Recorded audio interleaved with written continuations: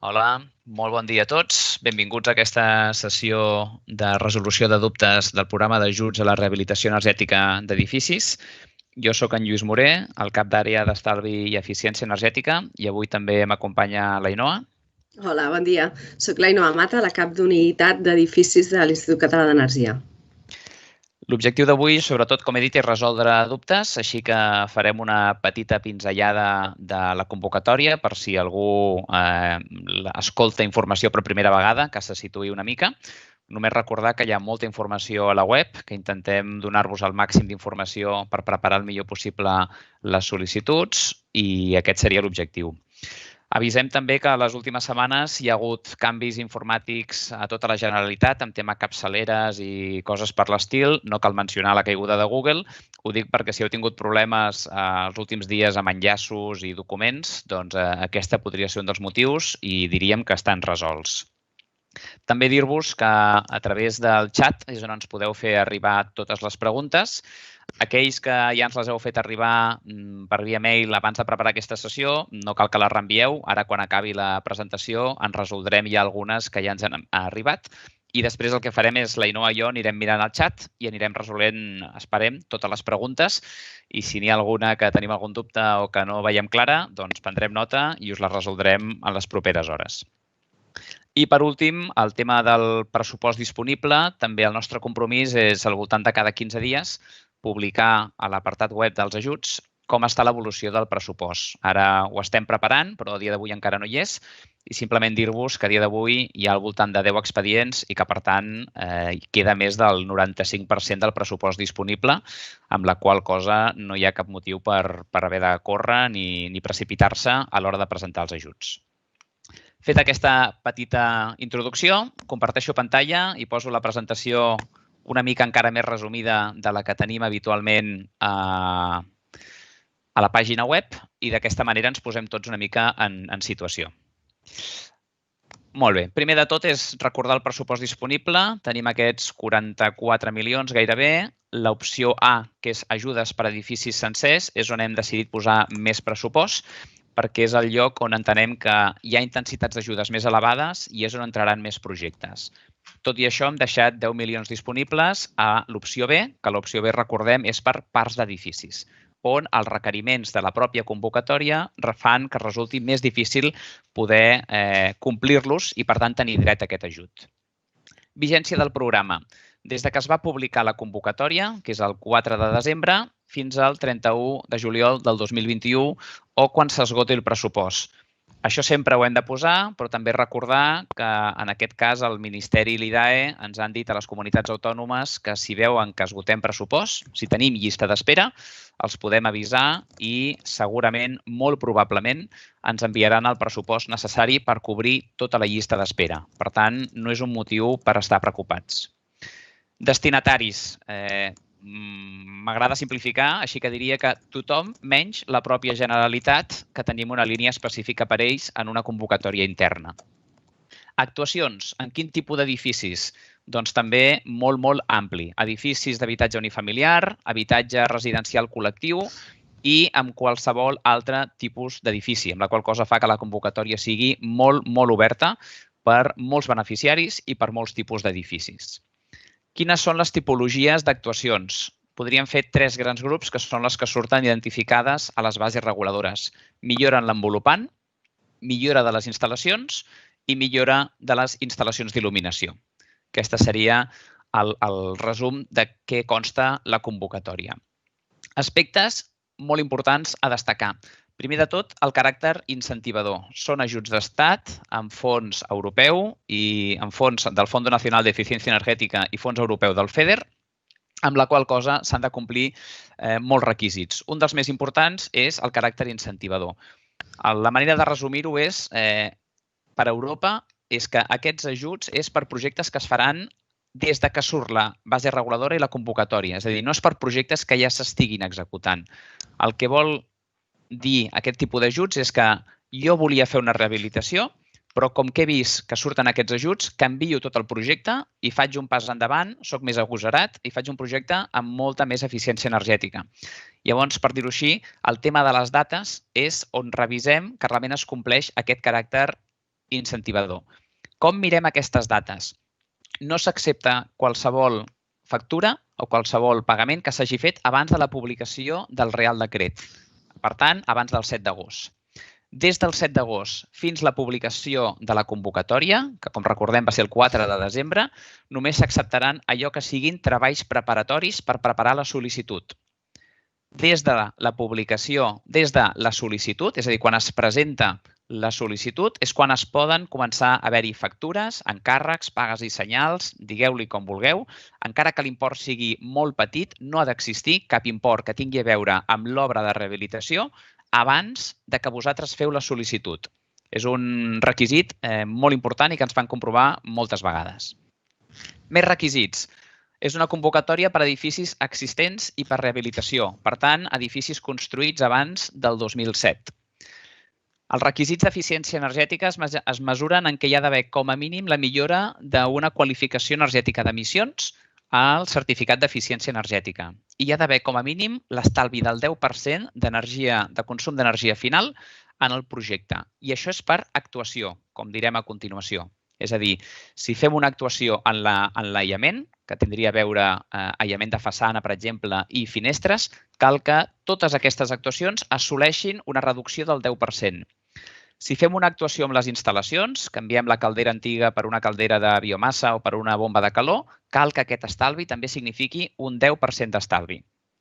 Si estem en una tipologia d'edificis on no es pot certificar, llavors aquest estalvi en lloc del 10% ha de ser del 20%. Vejo que comencen a entrar dubtes. Cristian, cap problema. Aneu deixant els dubtes i després l'Ainoa i jo els anem tractant per ordre. No és un plan renove, per tant, estem parlant d'actuacions elevades. El cost elegible mínim l'hem determinat amb 10.000 euros perquè l'opció B, de part d'edificis, puguin entrar-hi sempre que compleixin els requisits que he esmentat fins ara. I també és molt important tenir clar que no és subvencionable edificis en nova construcció, ni ampliacions, ja sigui de superfície o de volum, ni tampoc qualsevol projecte que signifiqui un canvi d'ús d'aquell edifici. Tots aquests punts els teniu aquí resumits en una imatge. Són els 4 pilars que hem de comprovar en cada projecte per mirar si passa o no passa.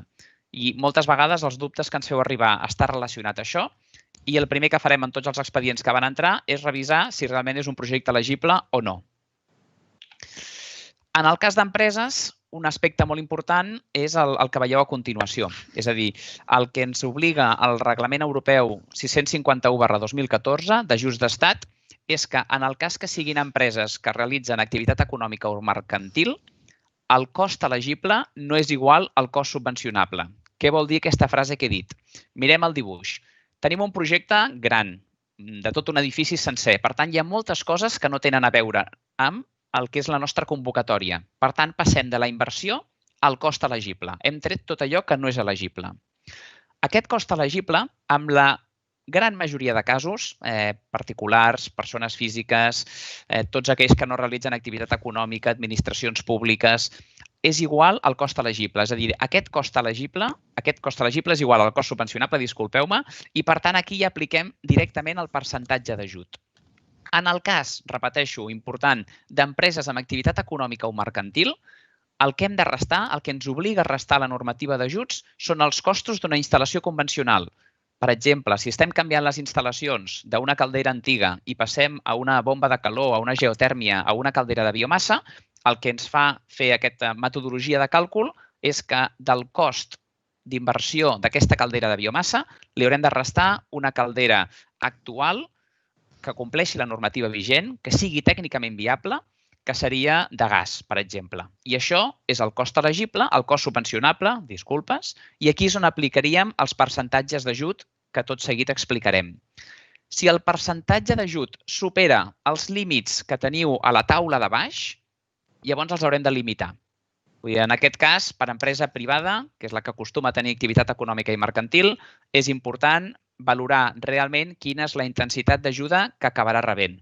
Com que tot això que us acabo d'explicar és complicat, hi ha un document d'ajut que hem penjat a dintre dels documents i guies on tot això s'explica i es fa una comparativa i s'indica exemples de projectes que caldria presentar i comparar. Per tant, avui resoldrem dubtes, però que sapigueu que teniu aquest document. Intensitats d'ajudes. Hi ha el que s'anomena una ajuda base i després hi ha ajuts addicional. L'ajuda base és diferent pels edificis tipus 1, que són edificis integrals, o bé per l'opció B, que són parts d'edificis. Els edificis integrals tenen més ajuda que els parcs d'edificis. Com podeu veure, passem del 35 al 25%. El cas de la il·luminació, en tots els casos, és un 15%. A part d'aquests ajuda base, hi ha uns ajuts addicionals. Quins són aquests ajuts addicionals? Doncs són ajuts per criteris socials, si són edificis protegits, si estan en àrees de regeneració i renovació urbanes, si el consumidor té el bo social, és a dir, si compleix aspectes d'aquests, podrà arribar a assolir aquest ajut addicional per criteri social. En el cas d'eficiència energètica, si fem una rehabilitació que arriba a una qualificació A o B o que fa un salt de 2 lletres a l'escala de certificació, doncs té també un ajut addicional. I el més complicat seria l'actuació integrada. Moltes vegades podem pensar que simplement és que si faig 2 actuacions, és a dir, aïllo i canvio les instal·lacions, ja hi tinc dret. No és cert. En el cas d'actuació integrada, cal complir uns requisits addicionals. El requisit més evident o més habitual és que, com veieu amb la tipologia 1, amb la tipologia 1, cal assolir, a més de l'estalvi del 10% d'energia final, una disminució mínima de la demanda global en calefacció i refrigeració del 30%.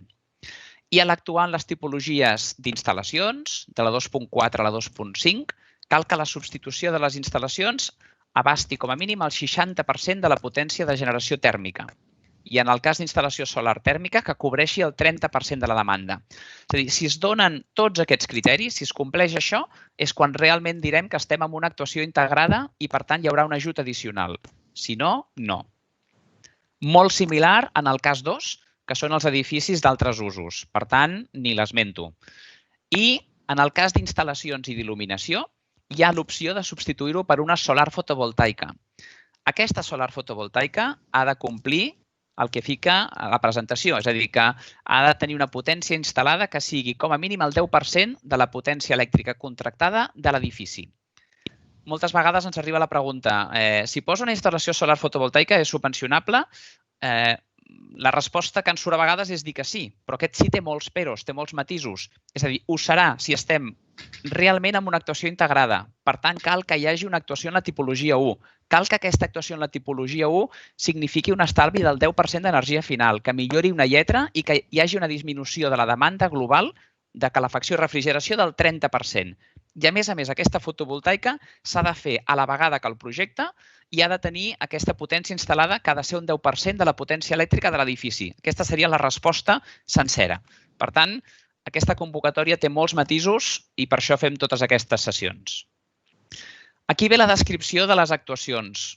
L'objectiu de la jornada, i veient el ritme que aneu al xat, és resoldre dubtes. Per tant, si no us sap greu, faré una pinzellada molt ràpida de la tipologia, de totes les tipologies. La tipologia 1, millora de l'envolupant tèrmica, hem de complir código técnico, ha de tenir el certificat CE, hi ha un límit d'ajut de 6.000 euros per habitatge en l'ajut base, no en els ajuts addicionals, i s'accepten gairebé totes les solucions constructives, convencionals i no convencionals que us podeu imaginar. Per tant, podríem dir que gairebé tot el que té a veure amb l'envolupant tèrmica. A les instal·lacions. Les instal·lacions té més matisos. Aquí tenim la 2.1, que és el tema de la solar tèrmica. En la solar tèrmica és de les úniques que s'accepten noves rehabilitacions, evidentment, i ampliacions d'existents. I també que donin servei a una xarxa de climatització. Com veureu, la resta d'instal·lacions moltes vegades el que obliga és a la substitució. Cal treure l'antic ineficient i cal posar lo nou. Cal complir tota una sèrie de requisits, marcatges, que compleixi el RITE, i l'ajut està en funció de la potència que tindrà la instal·lació. La 2.2, que és la geotèrmia, és on he dit que caldria fer una substitució. Per tant, caldrà fer tota una substitució. Els equips han de ser homologats, certificats i el cost elegible depèn de la potència de la instal·lació. El mateix passa amb la biomassa i amb la biomassa és on farem més èmfasis perquè cal que hi hagi una qualitat en les emissions d'aquesta biomassa i cal que el combustible sigui de la millor classe possible per limitar al màxim qualsevol problema d'emissions que puguin tenir. Per tant, no entra qualsevol biomassa. tot el contrari. I estem parlant d'una substitució. Per tant, una estufa de pèl·lets addicional que es posa en un menjador, per dir-ho així, no és subvencionable. És a dir, no està substituint i no està complint els requisits que estem ressaltant en aquesta jornada d'avui. La 2.4 és un calaix de sastre per tot el que no entra a la 2.1 a 2.3. Aerotèrmia, hidrotèrmia, ventilació natural forçada, refredament, tècniques evaporatives, una mica per donar el màxim d'envergadura a la convocatòria. I la 2.5, tots els temes de distribució, regulació, control i emissió. Crec que en aquest sentit hem rebut poques consultes, per tant, anirem allà on hi ha més dubtes. La tipologia 3 és el tema de l'il·luminació. Il·luminació que està molt limitat. Són projectes per instal·lacions d'il·luminació de certa envergadura, de 10 kW elèctrics en edifici d'habitatge col·lectiu i 40 en la resta d'edificis. Per tant, no és que estiguem renovant la instal·lació d'il·luminació d'un habitatge o un apartament. Estem parlant d'instal·lacions amb un mínim d'aquesta potència. I un cop veiem que és subvencionable, hi ha una sèrie de costos elegibles que són els habituals i, per tant, tampoc cal desglossar-los i està explicat amb un llenguatge ampli perquè entri gairebé tot. Costos elegibles.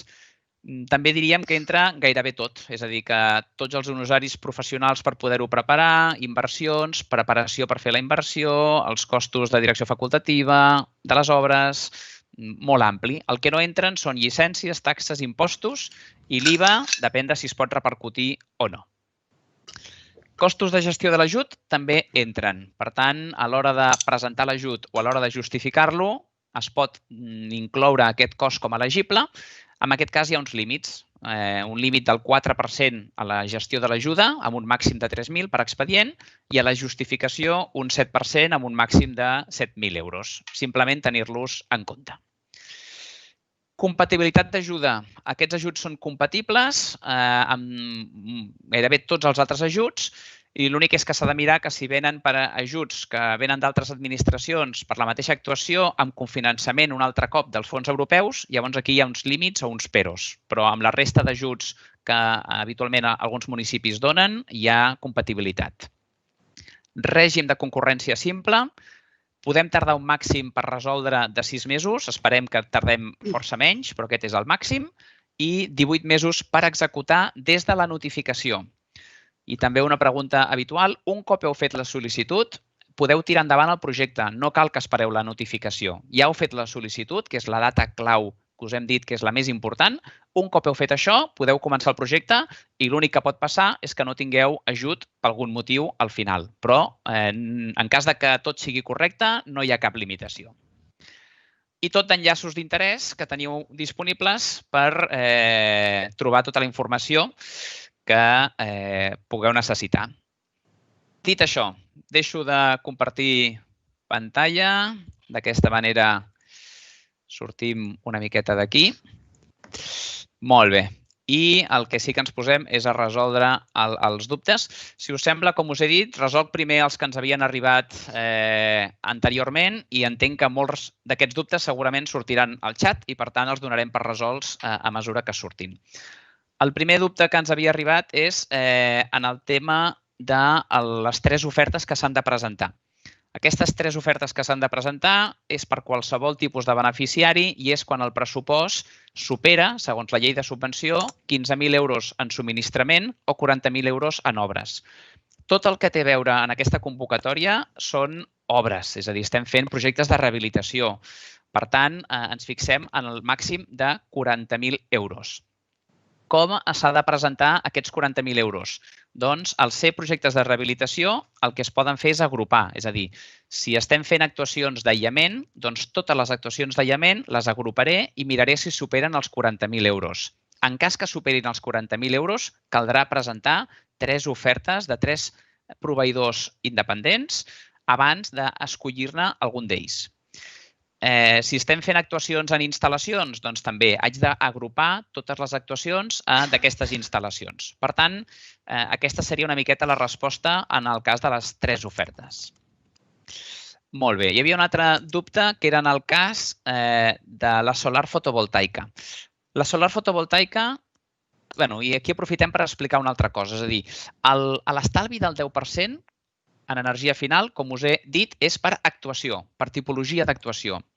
En canvi, quan estem decidint si millora o no una lletra, la simulació energètica que s'ha de fer és tenint en compte tot allò que és subvencionable, que podrà ser cost elegible. Per tant, ho estic agrupant tot i miro si totes les coses que estic fent a la vegada em serveixen per pujar una lletra o no.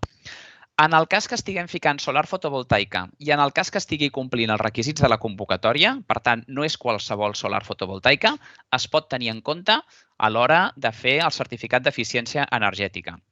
I s'aplicaran els mateixos criteris que apliquem a l'hora de fer el certificat d'eficiència energètica. És a dir, l'autoconsum elèctric tindrà sentit i es tindrà en compte quan hi hagin consums elèctrics. Si no hi ha consums elèctrics, evidentment aquest autoconsum serà mínim o inexistent perquè només es té en compte el que entra a la certificació. També una consulta que ens havia arribat és de si disposo d'un certificat energètic de fa temps i estic a punt de fer un projecte de rehabilitació i, per tant, veig que el certificat antic potser no està fet amb el nivell de detall que hauria d'estar fet. Cap problema. Teniu dues opcions. O s'aprofita l'antic si ja us sembla bé i, per tant, l'únic que haureu de fer és el nou amb la previsió d'allò que fareu per justificar que milloreu una lletra com a mínim, i en cas que l'antic no us sembli bé o penseu que està mal fet o penseu que no té prou nivell de detall, doncs també teniu la potestat de tornar a fer el certificat, que per això hi ha la certificació en la modalitat de certificació voluntària, i torneu a fer el certificat, el torneu a registrar i, per tant, es millora la informació que teníem, que benvinguda sigui. Per tant, aquest tema també el donem per solucionat. Hi havia un dubte bastant tècnic en el tema de la transmitància dels tancaments del cas d'un balcó i simplement dir que la proposta que ens fèieu de fer la suma tenint en compte la proporcionalitat de marc i de vidre ens sembla adient. Per tant, el que esteu proposant ens sembla una solució correcta. I l'últim dubte que era tinc aprovada una subvenció i faig les obres i entro tota la documentació de justificació correcta. Quant de temps tardaré en rebre els diners de la subvenció? Doncs aquí hi ha molts peros. Depèn de quin volum d'expedients tinguem, perquè anem revisant els expedients per ordre d'entrada de tot, de sol·licitud i de justificació. I, per tant, un cop entra la justificació, caldrà mirar que tot és correcte. Si tot és correcte, es donarà com a vàlida i els diners ja els tenim. Per tant, aquí serà pagar bastant ràpid. Però serà més difícil presentar la justificació, és a dir, rebre l'atorgament, justificar i que ens ho revisem. I no hi ha una resposta ràpida. Sí tenir en compte que és un procediment administratiu, és a dir, que s'executa tot abans de rebre la subvenció i es rep la subvenció un cop s'ha fet tot. Només en el cas de comunitat de propietaris d'edificis hi ha una possibilitat de préstecs que els dona l'Agència d'Habitatge i l'Institut Català de Finances, perquè ho sapigueu. Fins aquí la primera part de tot el que tenia preparat i, Ainhoa, si et sembla bé, et cedeixo la paraula, que així descanso una mica i ara ens posem a mirar per ordre les preguntes que heu fet i entre l'Ainhoa i jo esperem donar resposta a tot. D'una banda, en Cristian López ens pregunta com indiquem els honoraris subvencionables a la sol·licitud. Suposo que es refereix per calcular quina és l'ajuda que li correspon. Tenim un Excel de càlcul que heu de descarregar de la web d'ICAEN i aleshores adjuntar-los al formulari de sol·licitud i aleshores incloure aquests honoraris dins de la partida en la qual s'està realitzant l'actuació. Si l'actuació és desenvolupant, doncs poseu allà, incloeu el cost dels honoraris per poder tenir la part de l'ajuda que li correspon. Molt bé, ara tocaria el Voltes Cooperativa, no entenc? Ens pregunta si fa una rehabilitació amb ampliació, és subvencionable la part no ampliada? Aquí la resposta seria que l'ampliació no podem subvencionar-la, per tant, depèn de quina ampliació estiguem parlant de si es podrà separar o no un projecte de l'altre. En cas que siguin com dos projectes força diferenciats dintre del mateix edifici, la part que no té res a veure amb l'ampliació, doncs aquella part es pot presentar. Però aquí la resposta és una mica amb matisos depèn del projecte en concret. És a dir, caldrà que ho presenteu bé i com ja veieu el sentit de la nostra resposta, és a dir, a la mínima que estigui lligat amb una ampliació, la resposta, tal com diu les bases reguladores, que no hi ha cap mena de dubte, haurà de ser que no.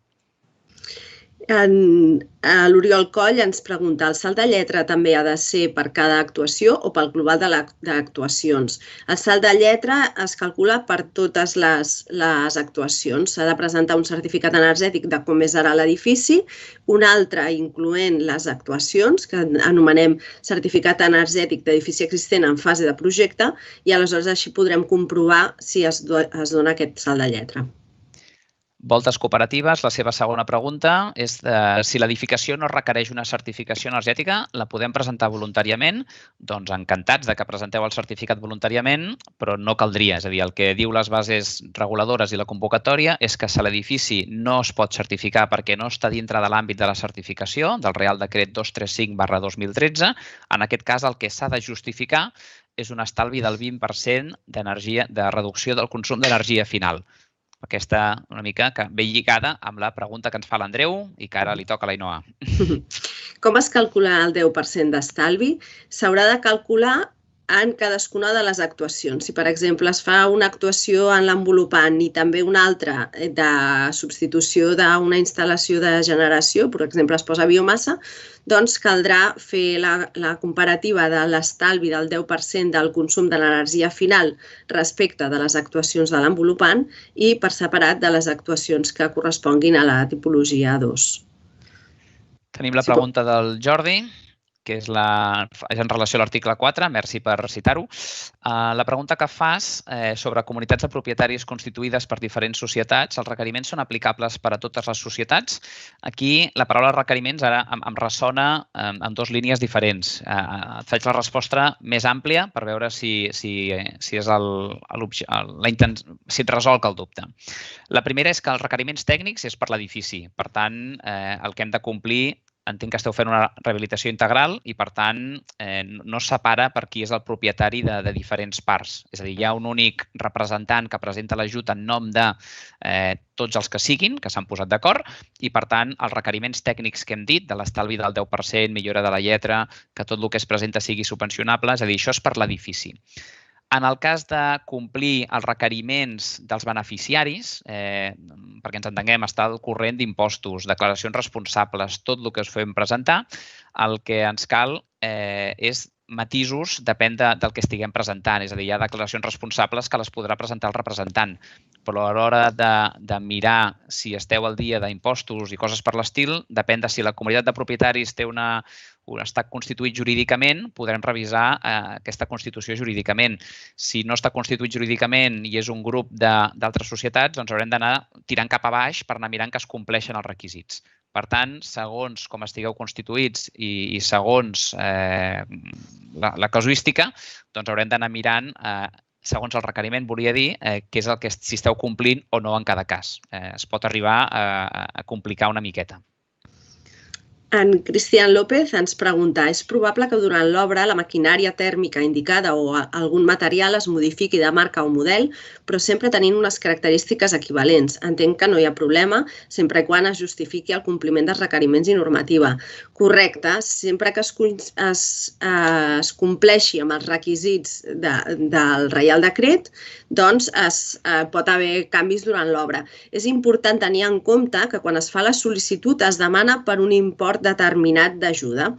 Aleshores, si els costos que poden anar relacionats amb aquests canvis, si els costos que són elegibles són inferiors, l'ajuda serà proporcional i es reduirà conforme als costos justificats. En cas contrari, que els costos fossin superiors a l'ajuda sol·licitada, doncs no es podran incrementar el cost de l'ajuda. Molt bé. Següent pregunta. Teníem la Aironioska. La memòria tècnica l'ha de fer una empresa acreditada, l'ha de signar un arquitecte o enginyer tècnic. Això teniu el manual que us hem posat a disposició sobre com presentar tota aquesta documentació. Tot això està escrit i ho ha de fer una persona competent, és a dir, que realment pugui presentar una memòria tècnica i que sàpiga de què està parlant perquè ens creguem els estalvis energètics i tota la informació que ens posarà. Per tant, sí que cal que hi hagi un tècnic darrere d'aquests documents. L'Oriol Coll ens pregunta quina és la instal·lació convencional en el cas de l'envolupant o façana. En aquest cas, com no hi ha una obligació a que tots rehabilitem, doncs en aquest cas específic es pot considerar que el cost de referència seria de 0, o sigui que tot seria cost elegible.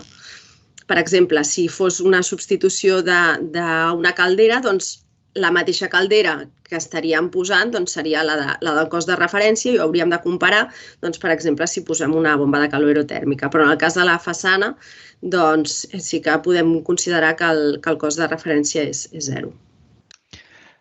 La consulta del Jordi Escoriza sobre l'article 6 dels mètodes de càlcul de l'annex 5 de la directiva. En el cas de la convocatòria que ens pertoca, les maneres, o tenim l'opció i la manera més habitual és que com que hi ha unes eines homologades per l'Estat de certificació energètica que ja calculen el canvi d'emissions, de lletra d'emissions, i també en el càlcul es pot trobar la informació del consum d'energia final, doncs el que recomanem sempre que sigui possible moltes vegades és utilitzar aquestes eines perquè d'aquesta manera estem utilitzant unes eines avalades pel propi Estat i, per tant, no les podrem qüestionar ni podrem dir res, és a dir, que no tindrem peros. En la resta de casos, el que cal és justificar aquest estalvi del 10% o del 20% quan sigui necessari. I el document aquest de l'annex 5 de la directiva, en el fons, és molt ampli i moltes vegades ens esperem com metodologies de càlcul molt concretes. Com a enginyers, moltes vegades ens agrada que matisin molt més i si l'heu mirat és bastant ampli. Per tant, tot el que té a veure amb càlculs típics d'auditoria energètica com planteges i coses per l'estil són més que suficients i els donarem com a vàlids. El que ens cal com a tècnics és realment validar que s'està complint aquest estalvi del 10%. Per tant, vosaltres com a enginyers o professional competent us recomanem utilitzar eines habilitades, com he dit, per l'Estat. En cas que no es puguin utilitzar pel motiu que sigui, doncs que ens justifiqueu bé aquest estalvi del 10% perquè puguem entendre com heu fet aquest càlcul, el puguem validar i, per tant, el donem com a bo. Emili Vilches ens pregunta les rehabilitacions de cobertes senceres en blocs lineals, on lògicament només es beneficien de les noves prestacions tèrmiques als habitatges de l'última planta, poden beneficiar-se dels ajuts? Sí, a més, estem parlant d'un element comú de tot l'edifici, encara que tingui una major repercussió en els habitatges que estan a sota coberta, l'ajuda es demanarà com per tot l'edifici, per tant, la certificació energètica també haurà de ser de tot l'edifici, no només d'aquells habitatges que estan a sota coberta. Si vols continuar, està lligada en el cas afirmatiu. S'hauria de fer el certificat energètic dels habitatges de l'última planta i després de les obres per demostrar el 10% de l'estalvi energètic. El certificat energètic serà de tot el bloc, no només dels habitatges. Sí, i la tercera que fa... I la pujada de la lletra sempre que el pressupost sigui superior a 10.000 euros. Exacte, s'ha de fer la comparativa de la pujada de la lletra abans i després respecte de tot l'edifici. La següent pregunta que fa la Fundació Esplai Girona és també ens ha arribat algun cas i és en el cas que són reformes integrals d'habitatges que actualment no tenen cap sistema de calefacció. Es pregunta si és subvencionable i com es pot comparar. Clar, la resposta seria que ho veiem difícil que sigui subvencionable perquè justificar un estalvi del 10% d'energia final d'un edifici que ja no hi havia cap consum, doncs veiem molt difícil que es pugui justificar aquest estalvi del 10% d'energia final. Cal tenir en compte que l'objectiu de les subvencions és reduir el consum energètic i reduir el volum d'emissions que fa Catalunya i l'Estat en el sector dels edificis. Per tant, en el cas d'un edifici que no consumeix i que no emet emissions, qualsevol cosa que hi afegeixis consumirà i emetrà emissions, amb la qual cosa difícilment subvencionable. En Jaume Larreula pregunta les calderes de condensació en calefaccions centrals són subvencionables? Els combustibles fòssils no són subvencionables, són les energies renovables, per tant, una caldera de condensació que utilitzi un gas natural o un gasoil doncs no és subvencionable. I la continuació que fa la pregunta de les soles fotovoltaiques, que és el que he dit a la presentació, és aquella resposta tan llarga que ja he fet. És a dir, sí que podrien arribar a ser subvencionables, prefereixo gairebé dir que no, és a dir, no ho són. no ho són. En el cas que es faci una rehabilitació de la tipologia 1 i es substitueixi l'actuació integral de la tipologia 2 per una instal·lació solar fotovoltaica, en el cas que s'estigui assolint, a més del 10% d'estalvi d'energia final, de la millora de la lletra, una reducció del 30% de la demanda, en el cas que la instal·lació solar fotovoltaica cobreixi el 10% de la potència elèctrica contractada de l'edifici, si complim tots aquests casos, la instal·lació solar fotovoltaica no és subvencionable, sinó que la rehabilitació segons la tipologia 1 t'augmentarà molt la intensitat d'ajuda. Passarà, per dir números, del 35% en el cas de l'opció A d'un edifici sencer, tranquil·lament al 55%. Però mai us demanarem les factures ni el cost subvencionable, és a dir, no ens cal el cost que us ha costat allò per imputar-ho a l'ajut, perquè no és subvencionable, sinó que augmentem la intensitat d'ajuda de la resta del projecte. El que sí que us haurem de demanar informació d'aquesta instal·lació perquè necessitem comprovar que s'ha fet en el mateix període temporal que esteu fent el projecte. Dit d'una altra manera, una instal·lació solar fotovoltaica que ja existís no et permet augmentar la intensitat d'ajuda i comptar-ho com a ajuda addicional. Una instal·lació solar fotovoltaica que no la fas ara però penses fer-la d'aquí 5 anys, tampoc et servirà. Aquesta és la resposta llarga i espero que quedi més o menys resolt, que és una consulta molt habitual que tenim, Jaume. Manuela Manete preguntant, la tipologia tipus 1 envolupant la instal·lació de persianes orientables i millor aïllament compatibilitzarien en aquesta actuació? Sí, efectivament, les proteccions solars ens permeten reduir la demanda de refrigeració i són subvencionables dins de la tipologia 1. L'Andreu Villagrassa, una miqueta el que ja hem dit, és a dir, com es mesura aquest 10%? Nosaltres recomanem utilitzar les eines de certificació energètica sempre que sigui possible. Recordar que les eines de certificació energètica moltes vegades el que parlen és d'energia primària no renovable i d'emissions. Per tant, el que cal és buscar realment els informes, dedicar-hi una miqueta més de temps, aplicar els factors de conversió que siguin necessaris per tenir el consum d'energia final i amb el certificat abans i després poder comprovar de manera fàcil aquest estalvi del 10%. Si amb això no n'hi ha prou o no hi ha prou nivell de detall, a partir d'aquí, com a professionals i tècnics, teniu la potestat de justificar-nos-ho com creieu més convenient. Fundació Esplai Girona, l'ajut màxim de 6.000 euros per habitatge s'entén de tot el projecte. Si hi ha un habitatge... És important el matís que els 6.000 euros és per l'ajuda base. No inclou els ajuts addicionals. I aleshores, si és un habitatge unifamiliar, doncs s'aplicaran 6.000 euros per aquell habitatge. Si estem parlant d'un bloc que té 10 habitatges, l'ajut bàsic màxim serà de 60.000 euros. Molt bé, estem amb la Manuela. La tipologia 2.4, els sistemes de climatització, com ara la instal·lació d'aparells d'aire condicionats, estarien incloses en aquest àmbit d'actuació. Tornem al mateix de sempre. Moltes vegades la primera pregunta és: estalviaràs un 10% d'energia final afegint, perquè entenc que estàs afegint, no estàs substituint aparells d'aire condicionat? Jo gairebé que la meva resposta per aquesta segona pregunta que et faig jo és que no compliràs els requisits. Si el que fas és substituir uns equips antics per uns de nous, evidentment, uns sistemes d'aire condicionat és una bomba de calor, és una aerotèrmia. Si compleixes tota la resta de requisits, si estàs substituint un equip antic per un de nou, si realment ets capaç de justificar aquest estalvi del 10% d'energia final només amb equips d'aire condicionat, amb la climatologia que tenim, una mica és tot aquest requisit de preguntes que un tècnic ha de mirar si realment estàs complint o no. Parlant d'aire condicionat, és a dir, que per tant no estem parlant ni de bomba de calor, de fred i calor, per tant no et donaria servei tot l'any, veig difícil un estalvi d'energia del 10%, que és la meva resposta. És a dir, que podria entrar tècnicament, veig difícil que compleixis els requisits. Després, ara m'he perdut un moment. Sí, l'Àngela Estevez, que comença amb un hola. Si es tracta d'una rehabilitació d'un edifici plurifamiliar amb una ampliació que és del 30% del total de la superfície, es pot presentar, és elegible. L'ampliació no és subvencionable i cal de veure exactament si aquesta ampliació està separada de la resta de l'edifici, doncs sí es pot considerar com a elegible. fa mala pinta, Àngel, com ho presentes, però bueno, a veure exactament com seria el projecte.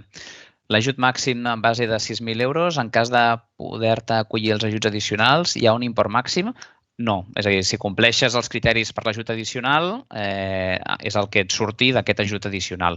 Aquí no recordo si ho hem dit, diria que no. A la pàgina web nostra hi ha unes calculadores, unes eines, que li diem calculadora, que són uns Excels, que us podeu baixar, que estan personalitzats en el cas d'empresa privada o els que fan activitat econòmica i tota la resta, on podeu anar incorporant què és exactament el que esteu incloent en el projecte, podeu afegir totes les variables de la convocatòria, podeu afegir els pressupostos, els imports dels pressupostos i, per tant, aquesta calculadora us diu quin tant % d'ajut és el que us toca i quin ajut és el que tindríeu dret. Per tant, podeu jugar amb aquesta calculadora i veure una miqueta quins són els imports que us surt. Només dir que ens va sortir en una jornada fa poc que no hi ha un espai específic per afegir els costos de gestió o els costos de justificació. Entenem que aquests costos van inclosos dintre dels pressupostos. La vigència del programa, doncs ja ha començat. Molt bé, tot teu. Voltes cooperativa, una estufa d'alta eficiència seria subvencionable en una casa on de moment no hi ha sistema. Aquestes ajudes puntualitzen molt que hi ha d'haver una substitució d'un consum energètic per una altra instal·lació que sigui més eficient i que sigui renovable. Aleshores, aquesta estufa no sé si es refereix a una que consumeixi biomassa. Si hi hagués un sistema de calefacció i es substituís per una estufa de biomassa sí que seria possible. Si no hi ha cap sistema, doncs no podem justificar aquest estalvi del 10%. També en relació a aquest estalvi, consultant l'XML dels certificats energètics, podeu veure quin és aquesta energia, el consum de l'energia final, i també podeu consultar l'informe de la despesa energètica, que també allà fem referència a aquest consum d'energia final. La Fundació Esplai ens pregunta si l'habitatge col·lectiu podria ser una casa de colònies. Cal mirar com està definit. De poder ser, podria ser-ho. Vull dir, la veritat és que ens preocupa bastant poc, perquè com que entren tots, és a dir, que al final cal mirar exactament com està definit i com el teniu donat d'alta, podríem dir, però per ser subvencionable ho acabarà sent. I sí, tot teu. La casa de colònies, si l'assimilem a un hotel en què hi ha una activitat econòmica, seria un edifici terciari de cara a posar-ho al certificat energètic, però bueno, podem acabar de consultar aquest cas i de veure'l. Manuela Manete, en l'àmbit de l'actuació tipus 2.4, en el cas que no sigui possible saber el cost de referència de la instal·lació equivalent, aquest seria 0? Essent així, cost elegible igual a cost subvencionable. Clar, hauríem de saber exactament en l'actuació tipus 2.4 hi ha moltes, així com la U és de solar tèrmica, en la 2.4 hi ha diferents tipus d'actuacions. Hauríem de saber exactament a quin ens estem referint. Si és la bomba de calor aerotèrmica, doncs sí, hauríem de comparar el sobrecost de posar una caldera, per exemple, i aleshores compararíem amb el cost de l'aerotèrmia. S'hauria de veure el cas. Sí, per norma general, en totes les tipologies 2, en cap cas es pot ficar 0. És a dir, aquesta seria la norma general. Sempre es pot o sempre hi ha una tecnologia de referència. Clar, potser en el cas del free cooling, doncs el refredament gratuït, bueno, no ho sé, però en general...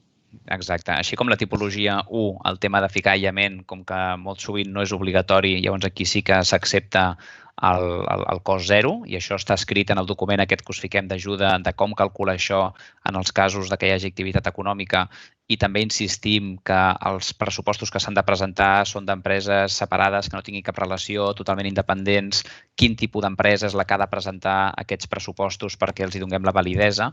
Doncs tot això està definit en aquest document d'ajuda, que són 4 pàgines i que en aquest cas et poden ajudar a acabar de tenir-ho més clar. El Carles Flotats, tinc un dubte sobre la necessitat o no d'encarregar a una ECA un informe de verificació d'obra, cas SATE en envolupament. En les bases de l'IDAE si es demana en apartat d'ajuts de... Val. Sí que cal demanar-ho és obligatori demanar-ho en el cas de projectes projectes que tinguin una ajuda per sobre de 50.000 euros.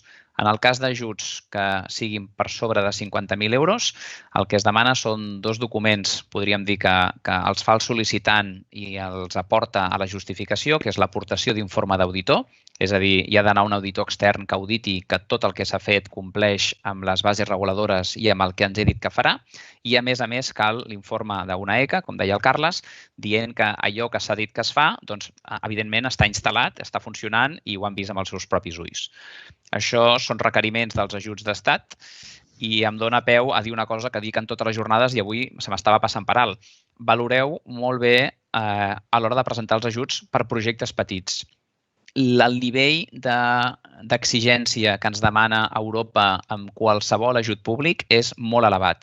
Per tant, el nivell de documentació que us demanem a la justificació és molt exhaustiu i és molt susceptible i estem obligats a fer inspeccions administratives i inspeccions presencials, amb la qual cosa us matxacarem bastant a l'hora de presentar totes les justificacions. Mirem de ficar-ho el més fàcil, de posar-vos guies, de demanar el mínim imprescindible, però com que ens exigeixen molt, no podem simplificar massa.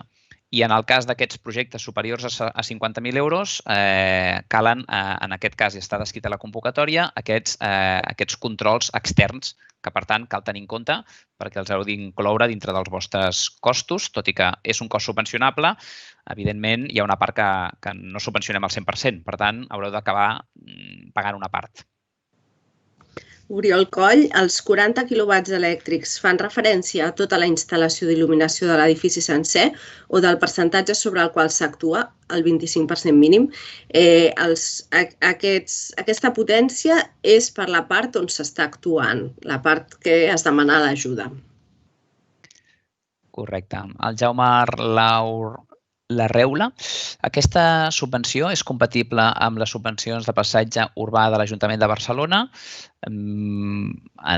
Així, sense conèixer les de paisatge urbà, et diria que segurament sí, perquè crec que Barcelona tira de pressupostos propis. Com hem dit anteriorment a la presentació, l'única incompatibilitat és si fossin altres ajuts també financiats per fons europeus. Crec que els de Barcelona no tenen aquesta casuística, però caldria confirmar-ho.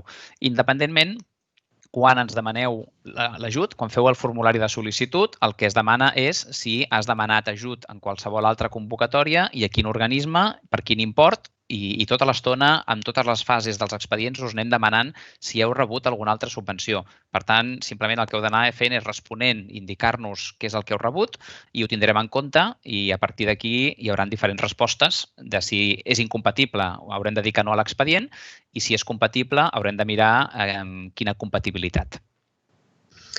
El Carles Flotats, perquè en César Rassó ens diu que els passa junts, però suposo que hi ha hagut gent que ha respost tots alhora, no? Carles Flotats, la sessió quedarà gravada per a posteriors consultes? Sí, correcte, queda gravada per a la posteritat. La Manuela, els costos de redacció d'informes i de més de la sol·licitud d'ajuda on s'indica en l'Excel. Tot això és el que estem dient. En els pressupostos que fiqueu per actuació, és a dir, tipologia 1 i fiqueu un pressupost, en aquest pressupost d'aquesta calculadora d'Excel integreu-ho tot. És a dir, ja està. Per no ficar tants camps i ficar tant nivell de desglòs, amb un sol camp entenem que és per ficar-ho tot i que agrupeu tot en un únic valor. L'Andreu Vilagrassa fa la mateixa pregunta que ja acabes de respondre. I Neus Aiza, tipologia 1, en la descripció de les solucions constructives es demana el DIT dels materials que no surten a la base de dades dels programes de certificació. A quin programa es refereix? Només Hulk? Es refereix a tots. És la base de dades del codi tècnic de l'edificació, aleshores és comuna als diferents programes. El Cristian, en quin moment cal presentar el registre ICAEN al certificat amb estat final? En el moment de sol·licitud o en el moment de justificació? Tinc una mica de dubtes de la pregunta, però la resposta sempre acostuma a ser la mateixa. És a dir, a la sol·licitud encara no s'ha d'haver iniciat el projecte, només s'accepten actuacions preparatòries. Un cop fas la sol·licitud és quan pots tirar endavant el projecte. Quan acaba el projecte, és a dir, quan el projecte està executat i final, és quan podràs presentar la justificació sempre que t'haguem atorgat l'ajut. quan t'atorguem l'ajut, que arriba una notificació oficial, teniu 18 mesos per executar l'obra. Si no l'executeu en aquest termini, perdríeu l'ajut. I no hi ha massa opció a pròrrogues. I masses vegades parlo amb eufemismes, és a dir, no hi ha pròrrogues. Per tant, quan tingueu els terminis, s'han d'executar en aquests 18 mesos.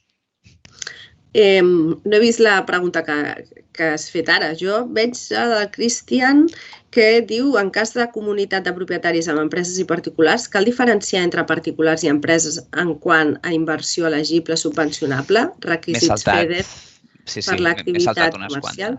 Bueno, és igual. Ja arribarem també a aquella. Sí. Entenc que els requisits de la comunitat de propietaris se li aplicarà si són empreses, els requisits de les empreses, però em pots corregir, Lluís? Perdona, estava situant-me en el xat. En cas de la comunitat de propietaris amb empreses i particulars, cal diferenciar entre particulars i empreses en quant a inversió elegible, subvencionable, requisits FEDER per activitat comercial?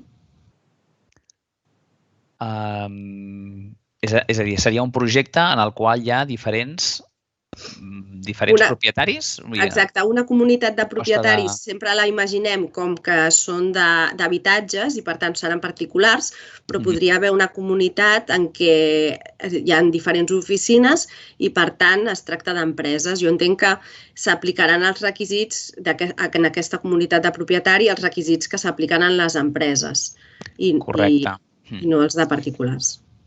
Sí. Segueixo amb la següent, per si de cas. Àngel Estevez. Sí, perquè em vaig situant, que encara m'he perdut aquí en el xat, que Déu-n'hi-do, vaig tenir feina per estona. I tant. Àngel Estevez, el reciclatge d'aigües grises és elegible? Gràcies. Aquestes ajudes són de rehabilitació energètica, aleshores el reciclatge de les aigües grises, doncs, en principi no és un cost elegible. Oriol Coll, una comunitat de propietaris d'un edifici d'ús administratiu té dret a sol·licitar l'ajuda? Sí, està vinculada amb l'anterior que hem dit. Si vols et puc substituir ja. Perfecte. Sí, a la Fundació Esplai, si un projecte afecta una reforma i aquesta reforma inclou una ampliació, seria elegible el mateix. És a dir, tot el que ens soni ampliació, per defecte, és no. Si hi ha una part del projecte clarament diferenciada que no té res a veure amb l'ampliació, llavors allò es podrà presentar de manera independent. A veure, Josep Maria Aparicio, per a consultes de projectes concrets, a qui ens podríem dirigir? Direcció de correu electrònic. A la pàgina web d'ICAEN, només entrar, hi ha una imatge ben grossa del programa de rehabilitació energètica d'edificis i allà tindreu l'enllaç amb tota la documentació i també una bústia de consultes. Correcte, hi ha un apartat concret que diu contacta amb nosaltres. Hi ha un formulari i encara que sembli un formulari d'aquests que vés a saber on arriben, ens arriba. Vull dir que no patiu. El nostre compromís és mirar de respondre en 24-48 hores i l'únic que sí que us demanem és que ja veieu el volum d'interès que desperta això. A vegades se'ns acumulen preguntes i també venen uns dies festius. Per tant, responem. La nostra intenció és respondre amb el mínim temps possibles. Si no, farem tantes jornades com aquestes que siguin necessàries i només donar-vos la tranquil·litat que hi ha molt de pressupost i que la convocatòria estarà oberta durant molt de temps. Però mirem de respondre-us el més aviat possible i ja avanço possibles disculpes perquè el volum de consultes que podem rebre i les dates que hi ha pot ser que no responguem amb la celeritat que ens agradaria. També us recomanem que consulteu primer en el mateix enllaç. Hi ha preguntes freqüents perquè també, com es van repetint, potser trobeu la resposta molt més ràpid anant a les preguntes freqüents. Molt bé. Tenim la següent pregunta. Si es tracta d'un habitatge unifamiliar independent adossat, es considera tipologia A? Sí que es consideraria tipologia A, i llavors no afecta la limitació dels 6.000 euros. Recordar que és ajuda base. Per tant, aquí després se li pot afegir tots els ajuts addicionals. I l'Ainhoa ha citat a la part del Real Decret on s'especifica. I la següent pregunta, que era la que tocava ara, la del Cristian, a l'hora de fer la sol·licitud, l'informe de l'AECA i de l'auditor no cal en absolut. És a dir, ara el que ens cal en la sol·licitud és la documentació mínima imprescindible per poder-vos dir si us podem atorgar o no l'ajut. Per tant, ara mateix aquesta informació ni de bon tros és necessària. Roger Aiza, quan cal presentar un projecte, a més de la memòria tècnica, com es determina quan cal? Si cal llicència d'obres, exacte. Si heu de presentar un projecte a l'Ajuntament per demanar llicències, doncs caldrà presentar aquest projecte. Aprofito per citar de nou, encara que ens fem pesats, que a la pàgina web hi ha un document que es diu Documentació per aportar al formulari de sol·licitud en cas que el destinatari de l'ajut sigui, i per cada tipus de beneficiari hi ha una descripció dels documents que us demanem, i en cas que considerem que el document pel títol no s'explica prou bé, hi ha una explicació del tipus de respostes que us estem donant ara.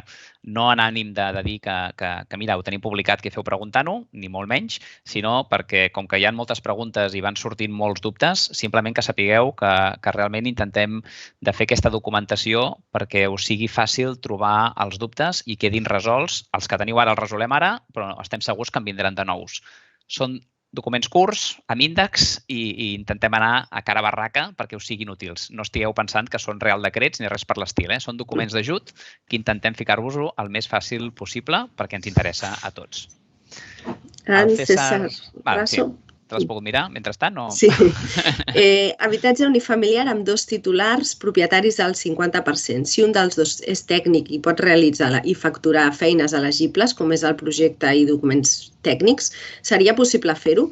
No es pot fer una factura a un mateix, o sigui, pot fer ell el projecte, però no serà un cost elegible d'aquesta factura. Correcte. El cost elegible corresponent a honoraris, projectes, gestions, documentació d'ajuda, en quin paquet entraria en la calculadora, com s'indica? Tot això seria el mateix, és a dir, si aquests honoraris, projecte, tot això és d'un projecte d'instal·lacions, per exemple, de tipologia 2.2, 2.3, doncs dintre del cost de la inversió hi afegiríeu aquests costos i, per tant, aquí és on s'afegiria aquest tant per cent d'ajut i la calculadora ho tindria en compte. Si es presenta un model memòria ben complet, no cal presentar el projecte d'execució de l'obra d'instal·lacions si es fa, o millor presentar la memòria model i després adjuntar més informació a l'annex. En el Reial Decret parla del projecte o la memòria, o sigui que dependrà una mica en cada cas. El model de la memòria l'hem fet pensant molt en respondre a les preguntes del Reial Decret, o sigui que ens ajudarà a les dues parts que estigui completa, però en tot cas el Reial Decret parla de les dues opcions. Sí, perquè ens entengueu, si tots els projectes ens arriben amb la mateixa estructura, com que som nosaltres els que els mirem tots, al final som molt més àgils perquè sabem on trobar la informació que estem buscant. Si cada memòria té l'índex que vosaltres decidiu, a vegades ens costa una força més estona és a dir, passem a ser una mica menys eficients, però com diu l'Ainoa, ni de bon tros és obligatori. Aprofito també, volia afegir informació i ara se m'ha anat alçant al cel, així que en vector ambiental, pregunta, una activitat econòmica que no estigui ni com a industrial ni oficines en el cadastre no pot accedir a la subvenció. L'activitat econòmica entenc que us referiu al tipus d'edifici. El tipus d'edifici és el que s'indica a la LOE, aleshores pot ser habitatges terciaris però també pot ser un ús industrial. El que passa és que en aquest cas, si fos un ús industrial, no podríem fer el certificat energètic i caldria demostrar que hi ha un estalvi del consum de l'energia final del 20% com a mínim. Val, m'ha vingut el que havia perdut abans en la ment. Dir-vos que el formulari, ja que estem i sou molts i ens presentareu molts projectes, si us ensenyem el màxim d'informació, tot ens entrarà el millor possible. El formulari de tota la Generalitat tenen una limitació de capacitat de 5 megas. Per tant, si esteu pensant de presentar projectes complexos i extensos, cosa que ens farà molta il·lusió, pot ser que els documents que intenteu pujar superin aquest llindar i no pugueu enviar el formulari. En aquests casos no patiu, és a dir, envieu... Hi ha documents que són obligatoris, per tant, podeu penjar en aquest apartat on fica document obligatori, adjunteu una pàgina, un PDF, que digui que ho heu enviat com a documentació addicional i un cop heu enviat el formulari i, per tant, ja teniu un número d'expedient, en el mateix enllaç on esteu fent el tràmit, i tot això està a la nostra pàgina web, és a dir, quan vas cap al tràmit, hi ha un moment que et diu vols fer la sol·licitud o vols enviar documentació addicional. Quan t'ofereix l'opció d'enviar documentació addicional, et pregunta dues coses, bàsicament. Qui ets i per quin expedient ho estàs enviant. I, per tant, és un altre formulari on pots adjuntar tota la documentació que no has pogut adjuntar en el formulari original i a nosaltres ens arriba tot ben ordenat al mateix lloc. Per tant, una cosa que m'ha vingut en el cas del César i és una miqueta el que us volia explicar. Continuant, el David Gómez, els ajuts són per tota Catalunya, sí, i són ajuts que publiquem des de la Generalitat i, per tant, hi ha altres organismes que en fan difusió o els citen i altres que no, però són ajuts que estan disponibles per tothom. En el cas de l'àrea del Consorci Metropolità de l'Habitatge, és important tenir en compte que ells tenen un programa d'ajudes que és pels projectes. Aleshores, ells subvencionen el 100% del cost del projecte de rehabilitació dels habitatges. Si no recordo malament, dels habitatges plurifamiliars. Aleshores, és compatible amb la nostra ajuda i podeu, si us trobeu en el cas d'estar en àrea metropolitana intervenint en un d'aquests blocs, doncs podeu demanar l'ajuda pel projecte per ells i la resta de l'ajut per nosaltres. També en relació amb la consulta anterior que ens fèieu sobre l'ús industrial o d'oficines, l'ús serà aquell que indiqui el cadastre. El cadastre ens servirà tant per determinar que la data és anterior al 2007 com per determinar l'ús de l'edifici. La següent pregunta, que és la del Cristian, com es justifica independentment el 10% de reducció si es tracta d'un projecte conjunt on s'ataca l'envolupant i la instal·lació? El que ens demana aquí les bases reguladores i la convocatòria és agafes aquell edifici, apliques només les mesures de l'envolupant i, per tant, cal amb aquella informació fer una foto abans i després i mirar si afegint aquella envolupant s'ha aconseguit una reducció del consum d'energia del 10%. Traiem l'envolupant, tornem a l'edifici original, fem el canvi només d'instal·lacions i ens heu de tornar a justificar que amb aquelles noves instal·lacions entre el que hi havia abans i després hi ha un estalvi del 10% d'energia final. Si es compleixen els dos requisits, les dues actuacions són subvencionables i en aquest cas podríem mirar si a més es podrien considerar integrades. Si fent aquests càlculs independents n'hi ha alguna de les dues que no arriba al màxim, aquest mínim del 10%, doncs una d'aquestes actuacions no seria subvencionable i, per tant, com que no seria subvencionable, quan ens presenteu el certificat energètic no la podríeu tenir en compte. El certificat energètic de justificar que es millora una lletra només es poden incorporar les mesures que s'estan subvencionant. Qualsevol altra mesura addicional que feu que us celebrem i que us vagi bé per millorar la lletra, doncs benvinguda sigui per vosaltres, però segons estan redactades les bases reguladores pel Ministeri i per l'IDAE, no la podem tenir en compte. En César Rasso pregunta, cada cost elegible és difícil de separar com a actuació en obra i amb altres que no aplicarien. Llavors, caldria demanar factures separades?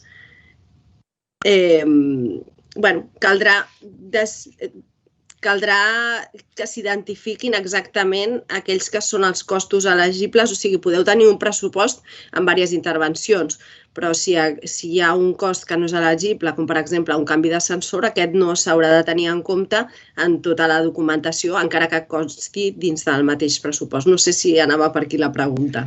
Sí, a mi també em costa entendre l'objectiu final de la pregunta, és a dir, el normal que entenem és que hi haurà un únic pressupost per un projecte gros de certificació, on hi haurà unes partides relacionades amb l'envolupant, unes altres relacionades amb renovació de finestres, l'altra amb instal·lacions i vés a saber si amb il·luminació. I, per tant, no esperem que entri tot separat, és a dir, entenem que entrarà un pressupost de l'empresa que sigui amb tots aquests conceptes.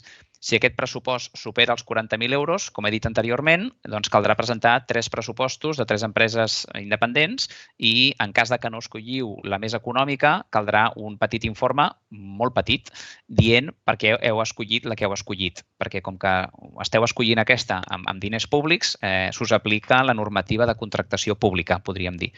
Però, per tant, és a dir, sembla com si la pregunta sigui que has de fer un esforç per separar-ho i justament a nosaltres, com més agrupat, entenem que és la manera més normal de presentar-nos-ho. En César Rasso pregunta també... Era el complement de l'exemple. Canvi de paviment de terrassa on la part de treure paviment i posar aïllament tèrmic sí que entraria sense dubtes, però la part de la impermeabilització i les noves rajoles potser no. Seria l'actuació en el conjunt de la coberta. La solució de coberta inclou també un acabat. Per tant, tota aquesta actuació és subvencionable. diferent si el paviment fos de l'interior i no estigués en contacte amb l'exterior, aleshores aquest paviment no entraria, però la coberta en sí, sí, incloent l'aïllament tèrmic. Sí, fem una visió holística dels projectes, vull dir, no filarem tan prim. El Jaume Larruela, perdona, ho estic pronunciant fatal, em sap molt de greu, la Reola, els repartidors de costos es poden subvencionar, queden recollits a les bases reguladores, per tant seria que sí, el primer dels 4 pilars, caldria mirar que superis els 10.000 euros, caldria mirar que s'aconsegueix un estalvi del 10% d'energia i caldria mirar que hi ha una millora de la qualificació. I, per tant, la justificació seria aquesta. Si compleixes els requisits, és un cost subvencionable dintre de les bases reguladores de l'actuació tipologia 2.5 i, per tant, cap problema. I ell mateix... no. En César... Perdó, això és de l'anterior, espera un segon. Els repartidors de costos. Els repartidors de costos no aporten estalvi. Vull dir, ara estava pensant més en les vàlvules termostàtiques, que moltes vegades ens han arribat consultes d'aquest estil, de les vàlvules termostàtiques i de la nova normativa d'aconseguir fer el repartiment de costos. Aquí estàs amb repartiment de costos, sí. És a dir, els repartiments de costos tot és subvencionable mentre no sigui una obligació d'una normativa que estigui vigent. A la lectura que hem fet de la normativa de repartiment de costos, s'ha de fer el repartiment de costos, però els diferents sistemes per fer-ho cal mirar si el que voleu proposar tècnicament és una obligació i, per tant, esteu obligats a fer-ho i una cosa que s'està obligat a fer-ho no es pot subvencionar, o si és una recomanació o és una opció. Llavors, aquí cal mirar exactament què és el que ens esteu entrant. Vale, perdó, era per fer el matís aquest, que no volia generar dubte, i et buscaré informació addicional, que la tenim per aquí, amb una resposta del Ministeri sobre aquest tema per ampliar informació. En César Raso continua amb la pregunta anterior, però crec que ja ha quedat resposta. En David Gómez pregunta: s'ha previst que a l'inici de les obres no compleixin amb els requeriments per la tardança en obtenir llicència d'obres a alguns ajuntaments? El temps, més que l'inici d'obres ha de ser posterior a quan es demana l'ajuda. Aleshores, l'execució d'aquestes obres ha de ser durant 18 mesos i en casos excepcionals hi podria haver una pròrroga, si no recordo malament, de 6 mesos, però la norma general és que en 18 mesos s'ha de realitzar aquesta actuació. Val. El David Gómez, no, ja està. La Manuela Manlete, l'article 38, apartat B del reglament, indica que cal acreditar el cost d'una instal·lació convencional. Correcte. És el que estem dient. Ara no acabo d'entendre. Potser després ve una pregunta addicional. Ara, quan surti alguna informació addicional, ho mirarem. El César Raso, si vols, si en la previsió de projecte es fa una estimació de cada partida de cost elegible i després amb les factures canvia, llavors tan simple com que s'aplicarà l'ús real i ja està. Aquí l'administració sempre fa el mateix procediment. Ens presenteu un pressupost del que teòricament costarà aquest projecte i en base a això és el que us atorguem la subvenció sempre que compliu els requisits o no. Si al final els costos són inferiors, el que es fa és podríem dir, una senzilla regla de 3 proporcional per donar-vos l'ajut en proporció a el que realment heu consumit. Si al final el projecte és més car del que ens havíeu previst, com que els diners de la convocatòria els hem anat destinant als projectes que venien després i això ens ho direu al cap de molts mesos, doncs no hi ha cap opció a ampliar la subvenció que us havíem atorgat. Manuela Manete, aquesta acreditació del cost d'una instal·lació convencional cal fer-la sempre o independentment de l'actuació que es faci. Cal fer-la si es tracta d'empreses i tenint en compte que si és una actuació en l'envolupant considerarem com a cost de referència al 0. Molt bé. El César 7. En el projecte encara no se sap els industrials triats per executar les partides corresponents a cada cost elegible. Per tant, no cal presentar pressupostos dels industrials. El pressupost que cal... És a dir, quan ens presenteu un pressupost, en el fons, el que ens cal saber és per veure si és elegible o no, és a dir, si passeu dels 10.000, i ens cal per calcular-vos l'ajut que us atorgarem. I també ens cal, perquè si passeu de 40.000 euros, ens heu de presentar 3 pressupostos separats, que no estiguin relacionats, pel mateix concepte, i justificar quin és el que esteu escollint. Per tant, cal presentar algun pressupost perquè ens cal per poder donar informació d'això. Que siguin més o menys detallats, això ja depèn una mica de vosaltres i en el moment en què ens voleu presentar la sol·licitud, però és una mica la documentació que ens cal que ens presenteu.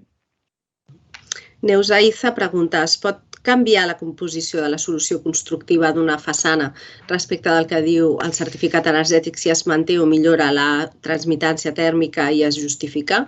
Correcte, es pot canviar la composició i si varia el pressupost s'ajustarà l'ajuda en el cost final de les costos elegibles.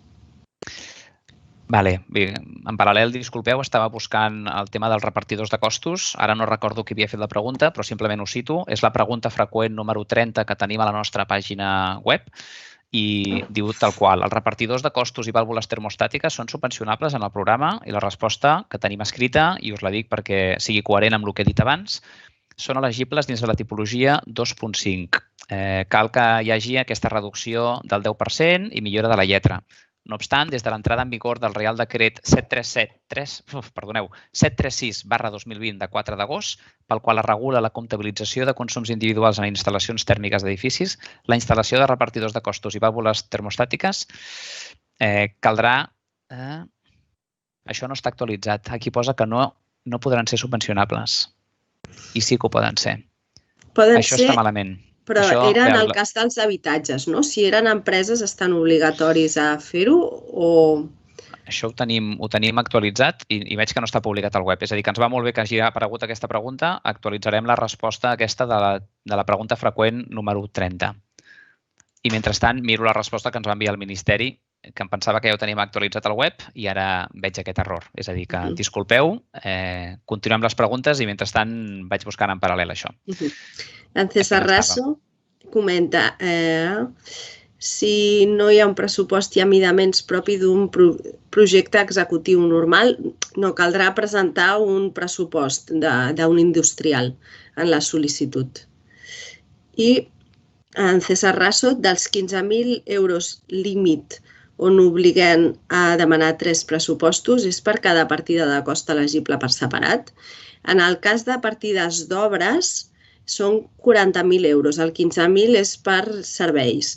Aleshores, per les obres, si demaneu a un industrial que us faci un pressupost de l'aïllament tèrmic de l'exterior i aquest pressupost supera els 40.000 euros, doncs s'haurà de demanar 3 pressupostos. Si demaneu per separat les instal·lacions, doncs també s'haurà de demanar si supera els 40.000 euros. Si demaneu un únic pressupost perquè un mateix industrial us fa diferents actuacions, si superen els 40.000 euros, doncs també s'haurà de demanar. O sigui que depèn una mica de si demaneu a un sol industrial que faci diverses actuacions o si són diversos industrials. En el moment que superen els 40.000 euros s'ha de demanar els 3 pressupostos.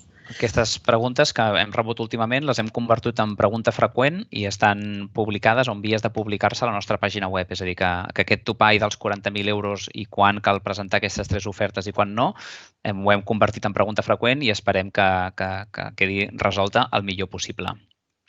N'hi ha unes quantes seguides, no, del César Rasso? No sé en quina t'has quedat. Sí, bueno, és que més o menys eren... Sí, exacte, eren del mateix. Doncs abans de respondre al Cristian López, que seria el següent, acabo la meva resposta en relació als repartidors de costos i vàlvules.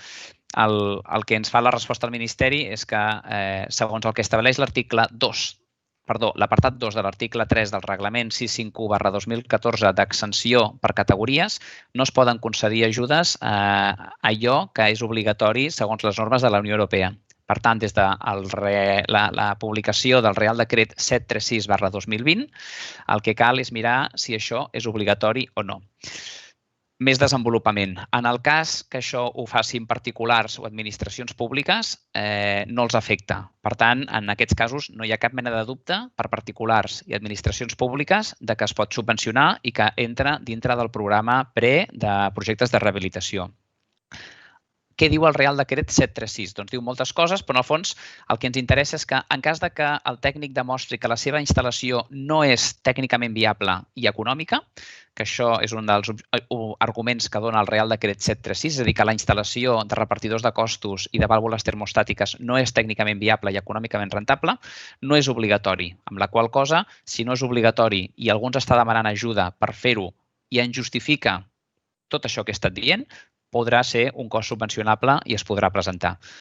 No és una resposta fàcil, millorem la pregunta freqüent que us he citat anteriorment amb aquesta informació addicional que us he donat i esperem que d'aquesta manera quedi més clar. I estàvem amb el Cristian. Correcte. Cristian López, en l'addició d'aïllament tèrmic a la solera cal enderrocar paviment, afegir aïllament i col·locar un nou paviment. El nou paviment també és subvencionable, entenc, correcte? És l'actuació en conjunt de millora de la transmitància tèrmica d'aquesta solera. Tenim una pregunta de l'Oriol Ávila. El primer certificat de l'estat actual abans de la rehabilitació de l'edifici, cal que adjunti les millores, el pressupost i adjuntant el formulari el PDF de les millores. El formulari que es fa abans ha de complir la normativa o els requisits que demanem en qualsevol certificat que es faci de manera voluntària, hi hagi o no subvencions. Per tant, hi ha d'haver informació real de l'edifici com està i hi ha d'haver, segons el Real Decret, unes propostes de millora que cal ficar. És el que hi haurà amb tots els certificats fets abans de. Podeu aprofitar per ficar les millores que ja voleu fer amb el projecte? Benvingut sigui, però el que ens cal és que hi hagi els dos certificats abans i després.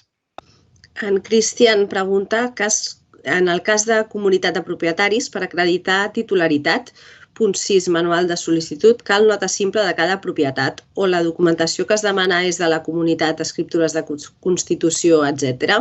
És de la pròpia comunitat, les escriptures de constitució, però em corregeixes, Lluís? Sí, no, són casos complicats amb tota la normativa. Jo també hauria dit el que estàs comentant i, per tant, ens quedarem amb aquesta resposta. Esperem que l'assessoria jurídica no ens hagi de corregir, Cristian, però ho faríem així. En el cas del bo social, sí que s'hauria d'acreditar per tots els habitatges, ho dic bé?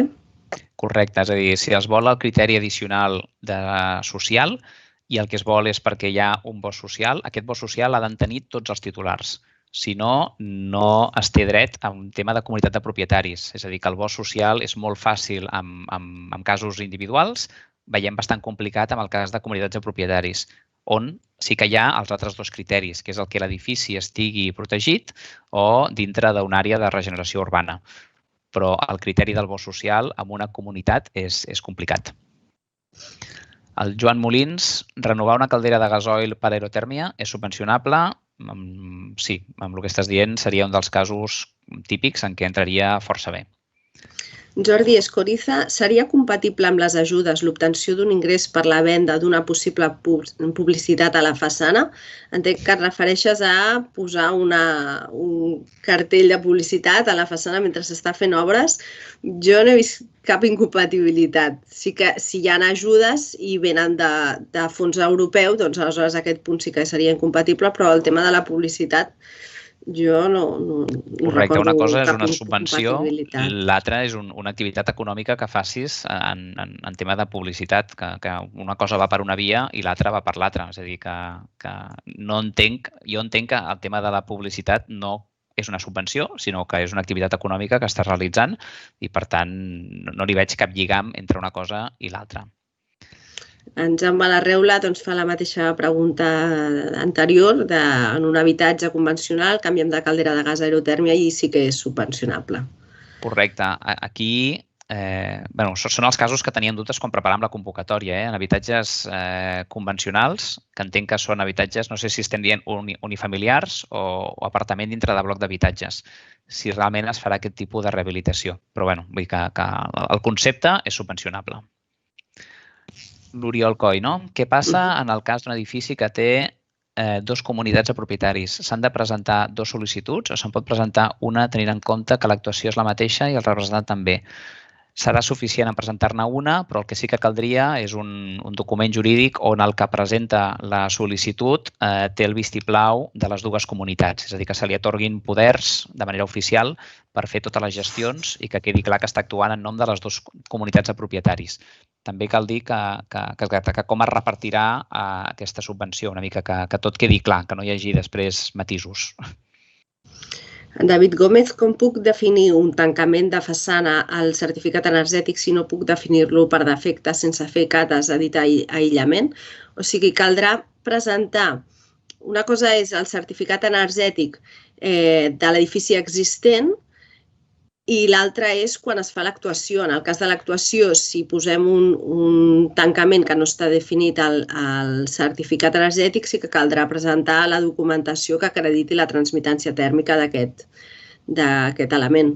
O sigui, una cosa és de projecte, que sí que has de saber exactament quina serà la solució constructiva, i l'altra és com estan actualment, que pots no tenir aquesta informació. Val. Reflexionant amb la pregunta anterior de les comunitats de propietaris, simplement és confirmar que l'edifici és el mateix. Vull dir que jo entenc per la pregunta que és un edifici d'aquests molt grans amb 2 escales i 2 comunitats de propietaris. Caldrà mirar que realment són 2, entenc que són 2, que és un únic edifici i que és un únic edifici amb 2 comunitats de propietaris. Però només fer aquest matís, que la primera que siguin 2 edificis, cadascú ha d'anar per la seva banda. El Ramon Hernández Pinto, si dins d'un habitatge fem un canvi d'ús d'un espai sota coberta per passar-ho a habitatge, aquestes obres caldria separar-les del pressupost subvencionable. Com que ha sortit ja la paraula canvi d'ús, automàticament no seria subvencionable. És a dir, quan hi ha un canvi d'ús involucrat, les bases reguladores i la convocatòria fan que no puguem subvencionar aquest projecte. Manuela Manete, actuacions 3. La il·luminació haurà de ser major a 40 quilowatts corresponent només a aquella part de la instal·lació objecte d'estudi, per exemple, oficines, o de la totalitat de les instal·lacions, per exemple, oficines més nau. Els 40 quilowatts de potència és per la part que estem modificant de la part d'enllumenat. I tal com ho redactes, és a dir, ha de ser a la situació actual. Després, com que fas una mesura en eficiència energètica, entenem que serà molt menor. Per tant, la il·luminació haurà de ser major a 40? No, és a dir, on estàs actuant ha de tenir una potència superior a 40. Ho dic per ficar el matís aquest per si hi ha algun dubte. El Josep Maria Aparicio, en el cas de realitzar en municipis les actuacions 1, millora en 160 habitatges, 5 dependències municipals i una casa de colònies a nivell de rehabilitació envolupant, entenc que això tindrà continuació. Després continuem, Josep Maria. Veig que suposo que són diverses actuacions. Pel que veig o pel que estàs dient, entenc que serien diversos projectes que anirien entrant. Vull dir que la convocatòria d'ajuts està prevista per edifici. Per tant, caldria que cada edifici presentés el seu projecte, el seu formulari de sol·licitud. A veure, ara se m'ha anat. Ara, Robert Martínez ja s'han trobat. En el límit dels 40.000 euros per tipologia, per no haver de demanar 3 ofertes, inclou els costos de gestió o projectes. No, hi ha un límit de 15.000 euros que és per serveis. Aleshores, si la gestió de projectes fos superior a aquests 15.000 euros, doncs sí que s'hauria de demanar per aquesta part 3 ofertes. I els 40.000 euros és per obres. Correcte, el que he dit al principi de l'Ainoa, com que està limitat a l'ajuda per 3.000 i per 7.000, també entenc que tindria poc... Bé, caldria mirar-ho, però sí, ho ha dit perfecte l'Ainoa. Vull dir que ni se'm passava pel cap arribar a aquests valors tan elevats amb la gestió. L'Andreu Vilagrassa, a la memòria tècnica cal justificar el compliment de les exigències bàsiques del document bàsic d'estalvi d'energia, DBA què? Per aquest punt, puc simplement adjuntar la verificació de Hulk? Sí. Sí, no? Vull dir, cap problema. Estava mirant també una mica per compartir amb vosaltres, és a dir, tota la rehabilitació que es dugui a terme, tots els elements, el que sí que demanem és que compleixin el nou código técnico, és a dir, que totes les actuacions demanem que es compleixi amb els requisits del nou código técnico com a element. El Cristian. En quin moment cal presentar el registre, el certificat amb estat final? En el moment de sol·licitud o en el moment de justificació. Tenim 3 tipus de certificats diferents per a edificis existents. El certificat d'edifici existent, que és el que és la foto d'ara abans de fer la rehabilitació, i s'ha de presentar amb la sol·licitud. Amb la sol·licitud també s'ha de presentar en la sol·licitud s'ha d'indicar el codi del certificat, perquè com nosaltres mateixos tenim el registre no cal adjuntar el certificat en si, però s'ha de presentar amb la sol·licitud el d'edifici existent i també el d'edifici existent en fase de projecte, per veure que es millora una lletra a la qualificació. Quan s'han acabat les obres, al justificar que s'ha realitzat les actuacions, caldrà presentar el certificat de projecte en fase d'edifici acabat. El certificat d'edifici existent en fase d'edifici acabat, ara. Vale, el Josep Maria Aparicio, que és la continuació de l'anterior, que hi havia el punt 1, ara ve el punt 2, implantació d'una caldera de biomassa i xarxa de calor local, digitalització dels comptadors de la xarxa de calor municipal. El 2 i el 3 pregunta si serien subvencionables. La caldera de biomassa entraria dintre de la tipologia 2. El que caldria veure és si està a l'edifici és a dir, una mica al ficar el tema de la xarxa de calor local em costa de veure la configuració que tindria tot el projecte. En aquest cas, veient l'envergadura del projecte, et recomano que et posis en contacte amb nosaltres amb el formulari que hem esmentat i mirem el projecte en detall i si cal fem alguna trucada per mirar-ho de donar-te la resposta correcta amb l'envergadura del projecte.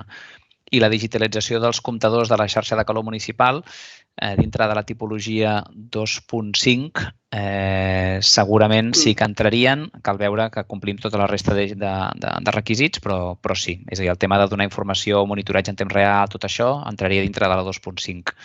I el tema de la xarxa de calor sí que entren la caldera de biomassa dintre d'un edifici. El tema de tota la xarxa de calor amb la seva possible distribució entre edificis i amb la distància que hi pugui haver és on ara em fas dubtar de que... Sí, jo diria que sí, Sí? M'han vingut els dubtes a mi. Josep Maria, vull dir que mirem de respondre a tu. Sí. Hi ha instal·lacions de generació d'aigua calenta que dona servei a diferents edificis, també, que siguin centralitzats. S'ha de veure també el punt aquest de que hi hagi un consum previ perquè hi hagi aquesta substitució, però sí que, com diu el Lluís, millor ens envieu el projecte, el mirem més amb calma i acabem de respondre. Molt bé. I es pot demanar des de l'Ajuntament l'ajuda i després constituir una comunitat. Em resulta estrany, és a dir, jo crec que és millor que sapigueu qui ho demanarà perquè els ajuts sí que segueixen el tema lineal del sol·licitant, és el que després ha de presentar les factures a nom seu i és el que rebrà l'ingrés de l'ajut. Per tant, és important saber aquesta figura de qui és el sol·licitant i que sigui estable durant tot el procés del tràmit perquè tot encaixi, perquè si no pot ser que comenci a fallar i llavors hauríem de buscar una solució administrativa que pot ser complexa. Per tant, és millor tenir clar exactament qui és el millor que faci el paper de sol·licitant de l'ajut. Vale. Robert Martínez, si tenim actuacions en dues tipologies, com repartim els costos generals segons volum d'inversió? A l'hora de posar l'Excel, doncs poseu els costos generals en una de les actuacions. Ja està. La Manuel Manete, el canal que preferim és el que estem utilitzant ara i també el formulari. En cas que hi hagin resultats complexes o que no us puguem traslladar una resposta fàcil per correu, com que quan ens escriviu hi ha les vostres dades de contacte, doncs nosaltres ens posem en contacte amb vosaltres. Però ara mateix l'allau de trucades que ja rebem habitualment per tot aquest tema és molt elevat i, per tant, preferim mantenir el control de ficar-nos nosaltres en contacte amb vosaltres. Us animem a que ens fiqueu, si alguna cosa no ha quedat resolta, al vostre contacte al formulari i mirem de resoldre-ho i posar-nos en contacte amb vosaltres. L'Oriol Ávila, els certificats inicials de l'edifici per rehabilitar ha d'incloure les millores exactament, els pressupostos per afegir al formulari del document. En el certificat energètic de l'edifici existent, com a tot certificat d'edifici existent, s'han d'incloure unes millores. De totes formes, nosaltres compararem aquesta millora de la qualificació no respecte al document de millores del certificat energètic inicial, sinó respecte del certificat energètic de l'edifici existent en fase de projecte. O sigui que compararem els dos. Els pressupostos es presenten amb la sol·licitud de l'ajuda, no dins del propi certificat. O sigui que, d'una banda, s'haurà de presentar el certificat al registre, tindrà un codi del tràmit i aquest codi del tràmit, conjuntament amb tota la documentació annexa, caldrà indicar-lo dins del formulari de la sol·licitud de l'ajuda. En Gerard, com m'has comentat, és un edifici o un habitatge actualment sense ús que necessita una rehabilitació integral.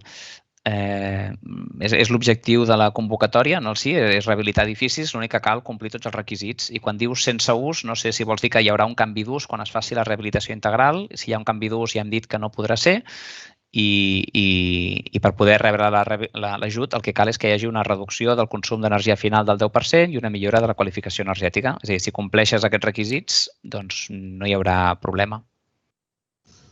A veure, Jordi Invert, en el cas d'una instal·lació que segons RITE vigent en el moment de la seva execució no requerís recuperadors de calor de l'aire primari i es volgués fer una actuació en aquest sentit, quin és el cost de referència per determinar la part elegible, els ventiladors existents? Si vols t'ajudo aquí una mica, que això és més habitual en els projectes d'indústria. El que demana Europa quan demanem el cost convencional o el cost de referència és una tecnologia disponible actualment que pugui donar viabilitat tècnica i que es pugui instal·lar i que podria funcionar. És a dir, que realment ha de ser una comparació que podria posar-se en funcionament a dia d'avui. Per tant, el que caldria com a professionals és dir, aquesta és la instal·lació que jo voldria fer com a instal·lació eficient i si no fes això estaria fent una altra. I aquesta altra és la que seria la convencional, la mínima, imprescindible per complir a la normativa i poder tirar endavant.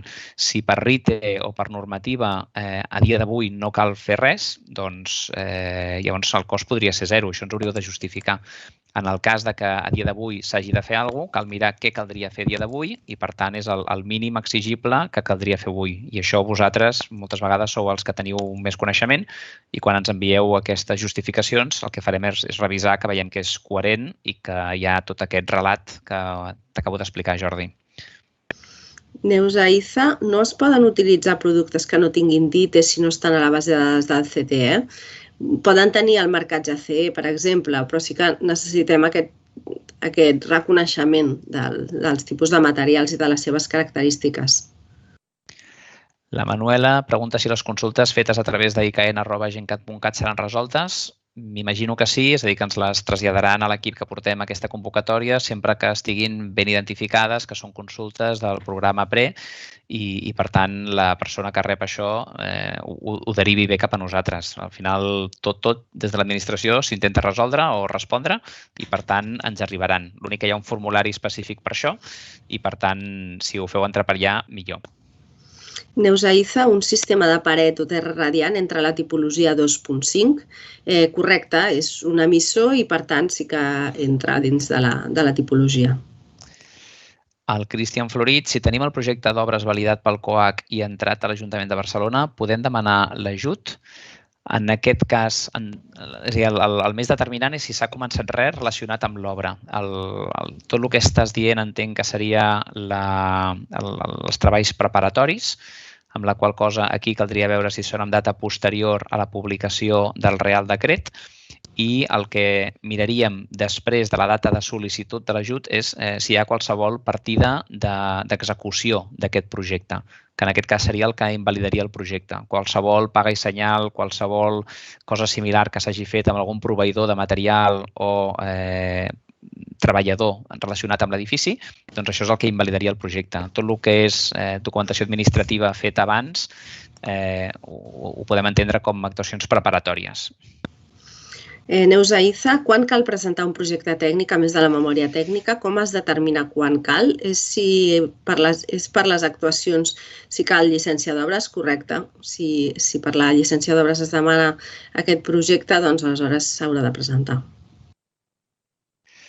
El Joan Fonollosa Massana, en el cas d'un habitatge unifamiliar amb dos propietaris al 50%, és indiferent quin dels propietaris presenti l'ajut? Correcte. Vull dir que si pogués ser un amb el vistiplau de l'altre amb alguna mena de document formal, doncs encara millor, perquè veiem que tot va a la una. Si el propietari és del 50%, per tant, és suficient per executar l'ajuda.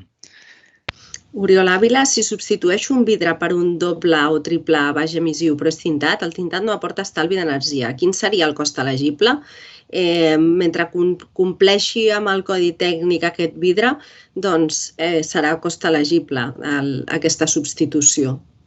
Ha de complir amb el codi tècnic. És una mica semblant al tema de la coberta, de l'aïllament. La intervenció és de millora d'aquell tancament i, per tant, és millorar el seu aïllament i, per tant, és cost elegible complint amb tots els requisits.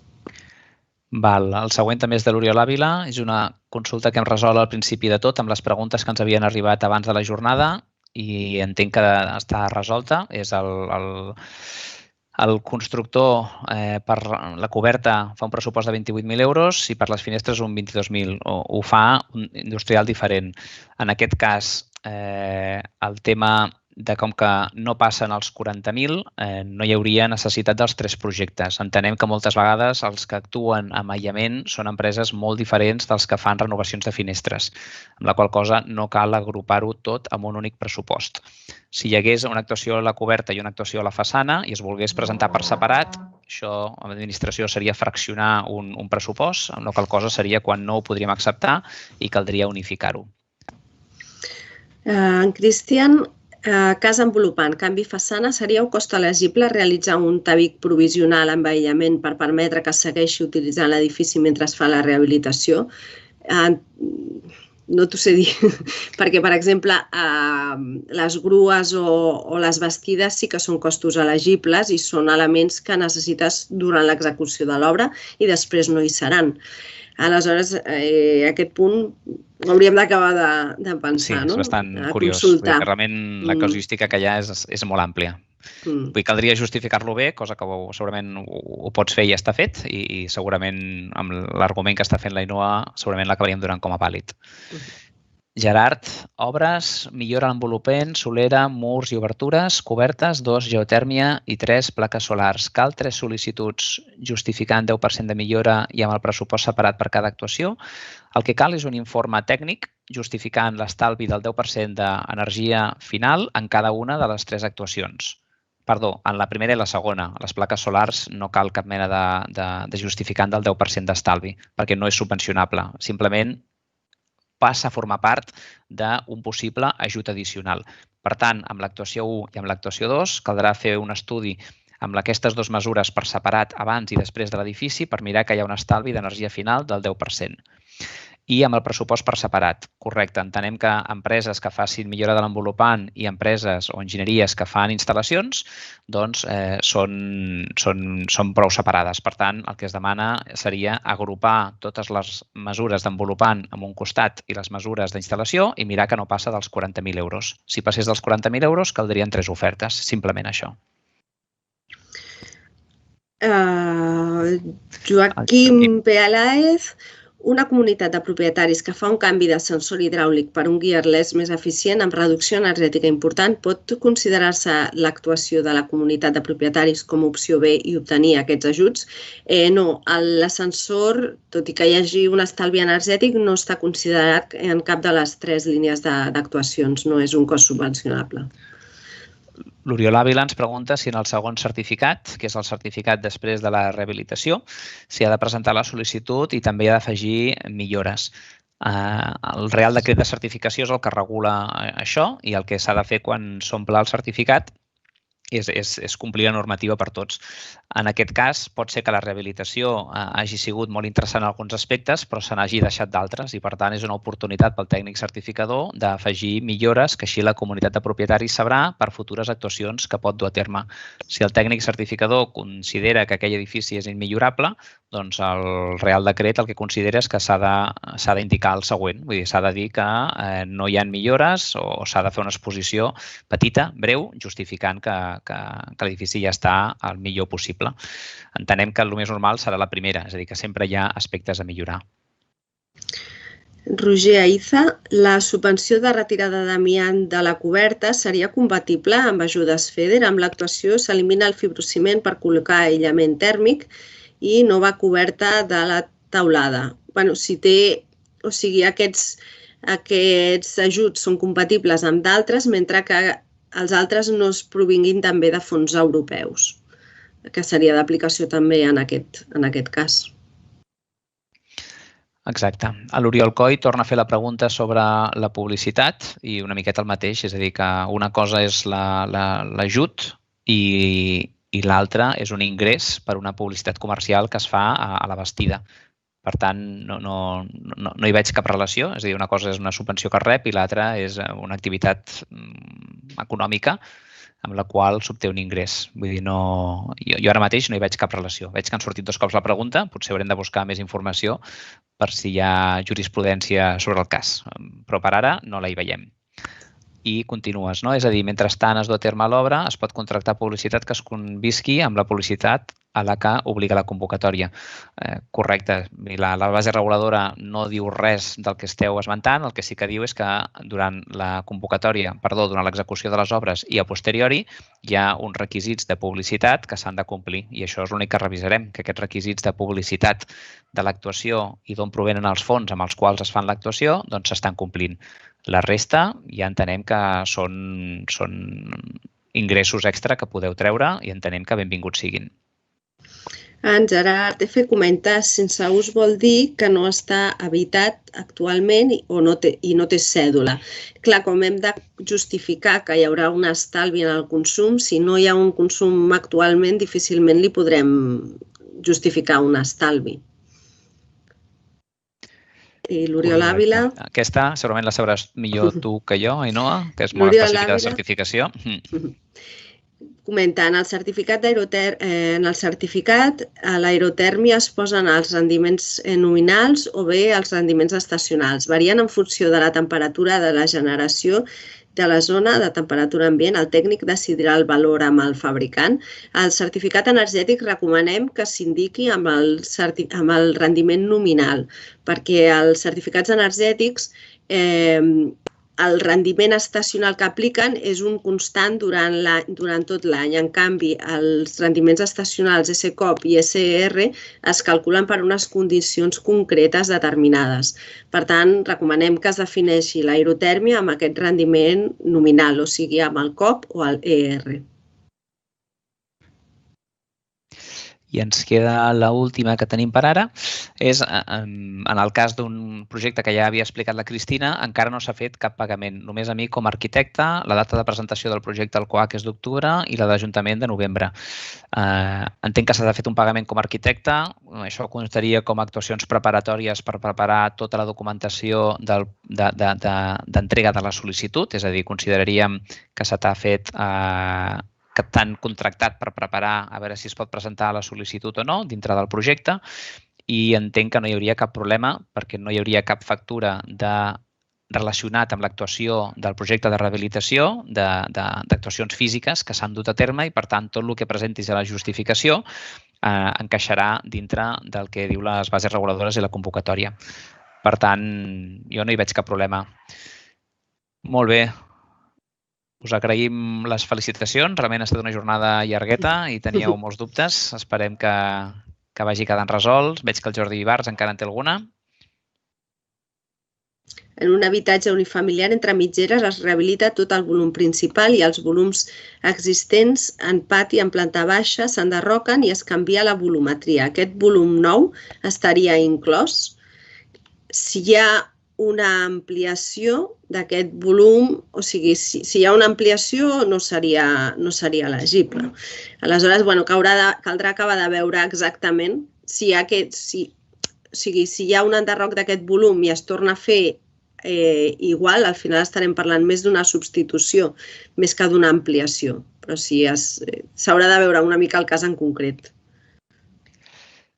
I el Cristina, pot ser cost elegible, el Cristian, pot ser cost elegible, cal presentar pressupost a la sol·licitud de subvenció. Per tant, cal que demanem pressupost a ECA i auditor abans de fer la sol·licitud o es pot fer més endavant.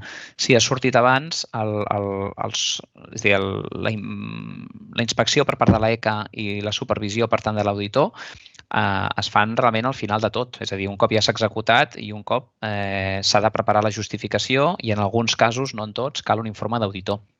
Això s'ho comptarà com a costos elegibles i, per tant, es podrà incloure i el que cal és preveure-ho a l'hora de fer la sol·licitud, de veure què és el cost que més o menys sortirà d'això.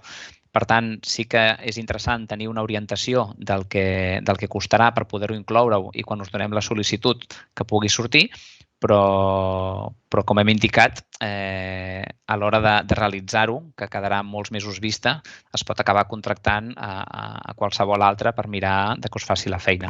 És a dir, que sí que és bo tenir-ho a l'hora de la presentació del formulari, perquè quan us donem l'ajut és en proporció de tots els costos i es podrà comptar com a costos elegibles dintre de la subvenció.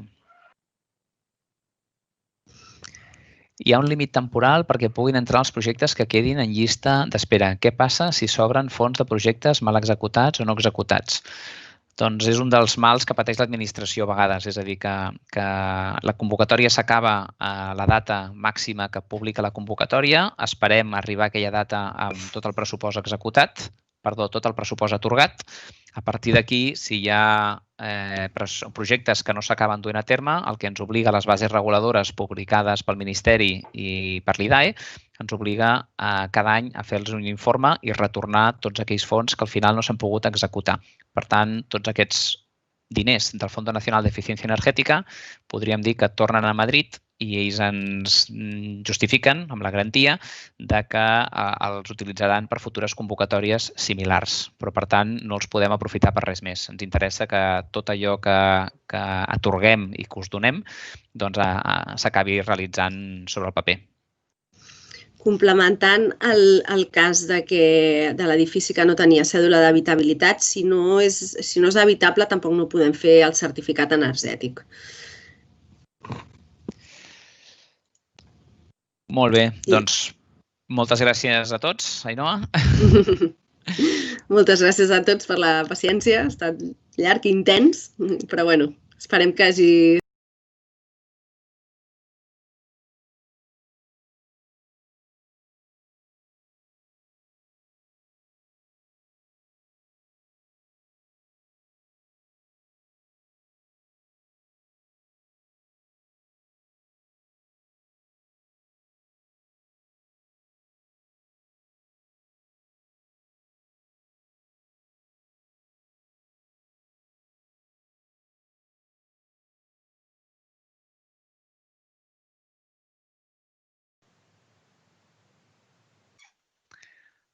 Hola, molt bon dia a tots. Benvinguts a aquesta